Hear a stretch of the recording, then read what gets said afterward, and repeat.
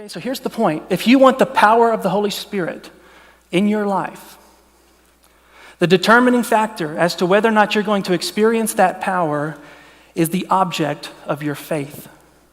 Everybody has faith. Even atheists have faith. They have a faith that God doesn't exist. They have faith that the Bible's untrue.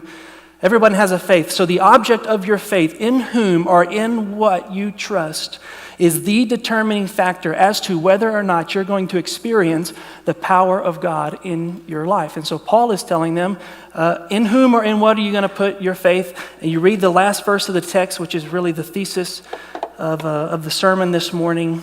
I'm doing everything that I'm doing so that your faith might not rest in the wisdom of men, but in the power of God. So that's the contrast. And really, Paul has developed this contrast in the previous paragraph. You can read about it there. But basically, Paul is saying there are two types of wisdom.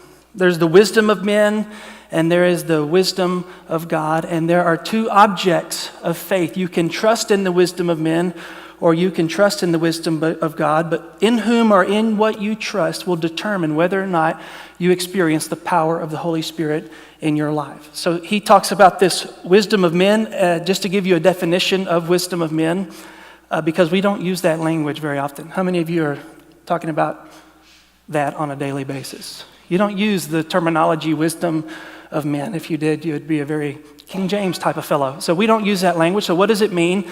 The wisdom of men is when we use worldly thinking. And by worldly, I don't mean immoral. I just mean earthly, normal thinking. We use worldly thinking or worldly things to create and to sustain a ground of boasting before God and other people. So it's anything that we use to make ourselves feel better before other people. So I'm better than you. I'm way better than you. I'm way more significant than you. I should be a bit more appreciated than you. Anything that you do, worldly wise, or any kind of form of thinking that you use that is just earthly to boast before other people and to boast before God is the wisdom of men. And I know it's real easy to sit there and think, well, I don't do that. I certainly don't trust in the wisdom of men. But sometimes the wisdom of men is good things. It's not bad things. Sometimes the wisdom of men is being a really successful business person. It's being very well liked in your career field. Sometimes the wisdom of men is a very promising potential in your child to do very well academically or athletically. Sometimes the wisdom of men is your awesome blossom marriage. I mean, you just have the perfect marriage.